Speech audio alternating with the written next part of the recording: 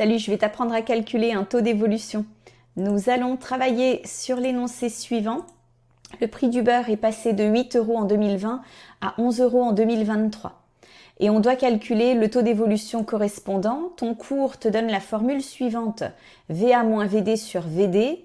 Je n'aime pas du tout l'apprentissage des formules par cœur et surtout son utilisation sans comprendre de quoi il s'agit.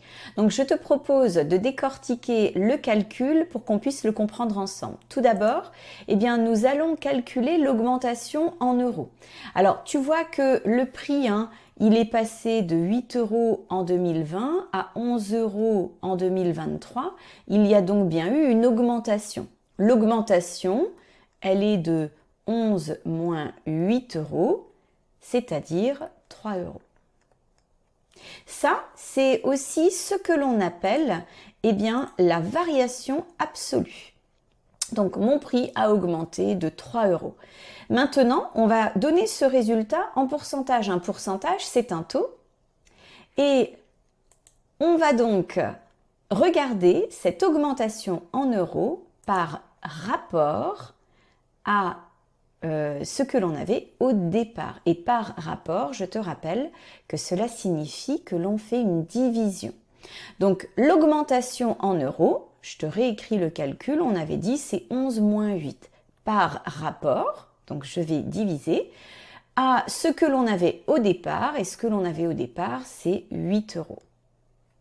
On va donc avoir ici 3/8, c'est-à-dire 0,375.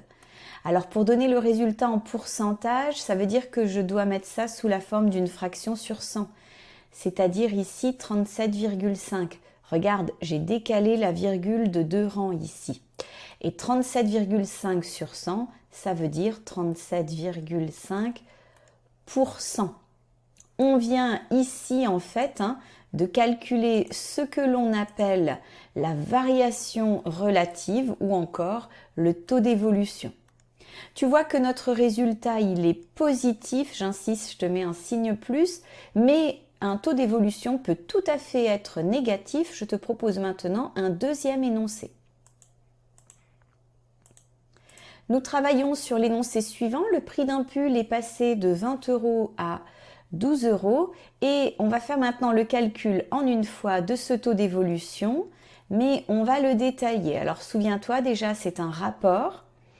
Alors, on va tout d'abord regarder l'augmentation ou la diminution ici du prix en euros. Et bien regarde, le pull il était à 20 €, il est passé à 12. Il s'agit bien sûr d'une diminution. Pour la calculer, on paye aujourd'hui 12 €. Avant, on en payait 20. Je complète tout de suite le résultat. Tu vois que là, je vais trouver moins 8 €. Alors, par rapport à quoi on va calculer cette augmentation? Par rapport à ce que j'avais au départ. C'est toujours par rapport à la situation de départ que l'on compare, donc par rapport à 20. Tu vois qu'on retrouve la formule, VA moins VD sur VD, mais j'en ai pas eu besoin. Si tu as bien compris que ça, c'est ton augmentation ou ta diminution en euros et qu'on compare à la situation de départ. Donc on se retrouve avec ce résultat. N'oublie pas ton signe moins, autrement dit 0,40. Alors 0,40, je dois le mettre ici sur 100. Je n'oublie bien sûr pas mon signe moins. Et on trouve 40 sur 100, j'ai décalé la virgule de 2 rangs ici. On trouve donc une diminution, cette fois, de 40% qui est bien indiquée avec ce signe moins.